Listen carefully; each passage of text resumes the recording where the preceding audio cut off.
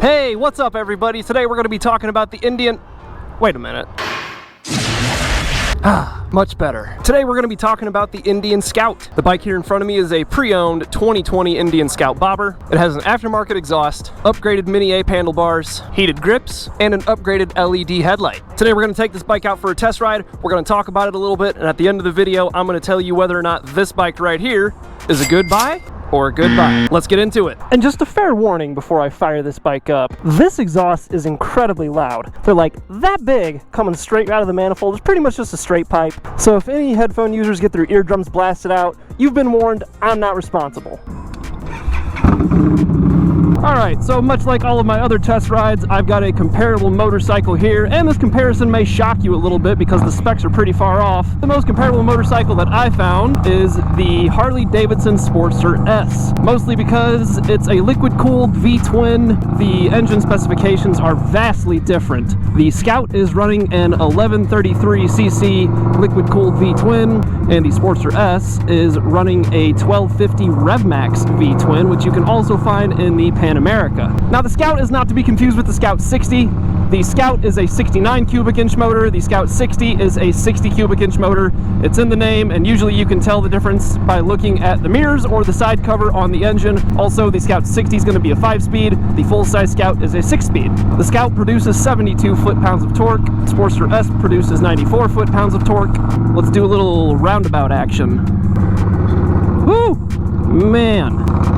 Not a lot of lean angle on this thing. I'm just scraping peg. Speaking of lean angle, 29 degrees on the Scout Bobber, 34 degrees on the Sportster S.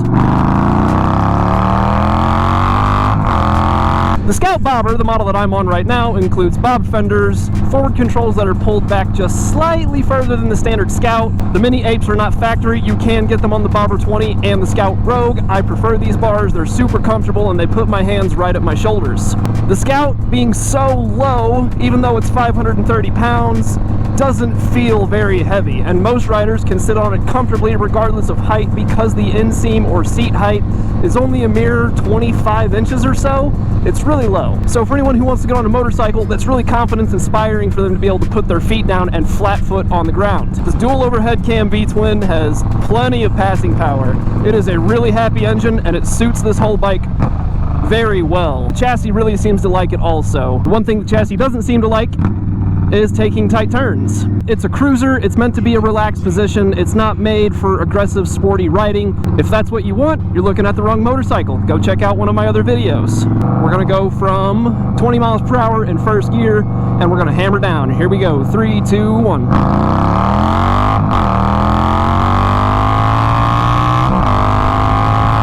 This thing is a blast to ride, and if you just want that raw torque out of a lightweight motorcycle, you found it. The Sportster S does have more torque, and it weighs less, and it makes more horsepower. That's where price comes into play. I've calculated the out-the-door totals for both of these bikes and what you could expect to pay at each dealership, roughly. Don't quote me on that, every dealership is different. And what you'll end up paying for a Scout Bobber, out-the-door, base model, black, no ABS, is $14,600. The Harley-Davidson Sportster S, same way. I'm pretty sure you can only get it with ABS, but it's got a couple other functions like ride modes, cruise control that the Scout doesn't get. That bike can be had out the door for $17,400. That's about a $2,800 difference. You do get what you pay for. If you want the extra punch of the HD, you've got to pay to play. Alright folks, let's do a 0 to 60 test. Keep in mind your results may vary. I'm not an expert rider, nor will I claim to be one. So I'm going to do my best to get it to 60 miles per hour as fast as possible. 3, 2, 1, go!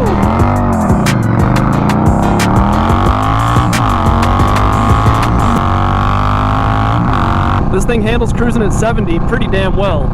And this exhaust is so loud. It's so loud. It's too loud for me. Get some earplugs. You'll be okay, kid.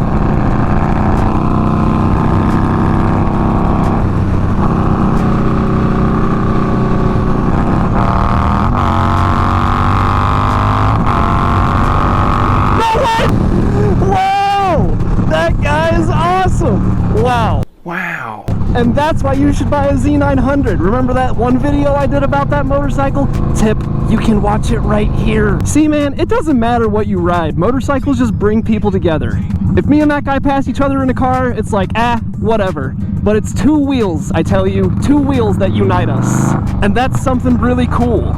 So if you're thinking to yourself, should you buy a motorcycle? Let me just tell you, yes, you should buy a motorcycle. It's more fun than you realize, and you don't know it until you get on one and you ride it. And whenever you link up with guys like that, you meet all sorts of cool people, and the whole community is there to help each other out. It is something I'm super happy that I picked up, and I think you should too. Enough of that. So admittedly, I kind of botched that 0 to 60 run. We're gonna try that one more time. We're gonna be super quick about this. So here we go. 3, 2, 1, go. 60.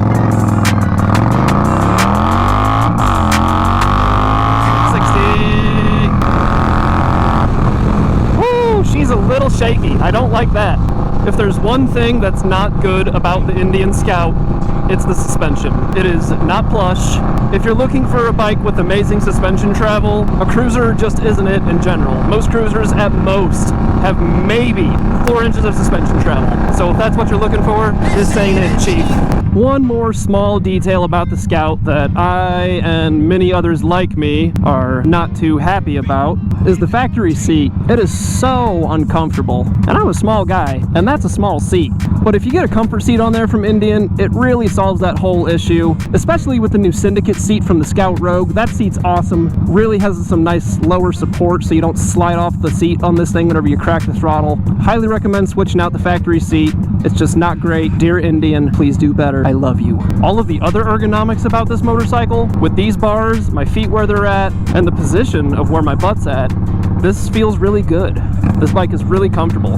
And I think that's going to be a huge advantage over this Sportster S. I've seen photos of that bike. I've seen people sit on it and they just say it feels flat out weird. These bar end mirrors work super well. I can see so clear behind me. I don't even have to move out of the way. They're perfect. 10 out of 10. Great work. What does that say? Inspire. Wow, that's inspiring.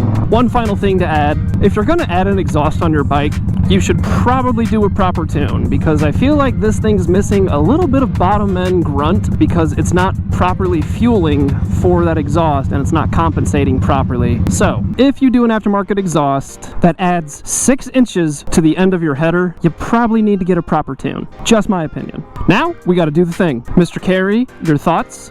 I like it a lot. I was thinking the same thing. I love this motorcycle. And just so you know, I do sell Indian motorcycle, but I'm not just saying this because I sell them. I think this is a great buy. You get a bike with awesome performance, a low seat height, and great ergonomics. Really nothing to complain about. And it comes at an affordable price. Maybe some of you were wondering why I didn't compare an Iron 883 or an Iron 1200, and that's because the motors on these bikes just aren't the same. They're air-cooled and they're pushrod style, so no radiator and pushrods to actuate the valves, where the Scout is a liquid-cooled motor with a radiator and dual overhead cams to actuate the valves, so it can rev quicker and use higher compression because of that liquid cooling. Hey, welcome to the end of the video. We're almost to 1,000 subscribers and I am pumped to get there. I can't wait to bring you guys some more content to the channel, and hopefully once I hit 1,000 subs, the algorithm will like my videos a little bit more so I can reach more people like you. That's gonna bring the video to an end, so I want to say thank you, have a great week, and ride safe.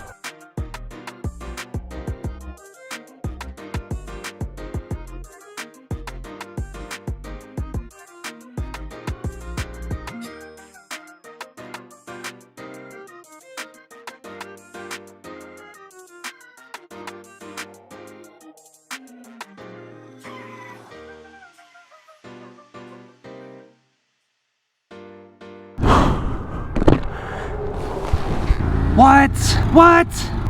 Mother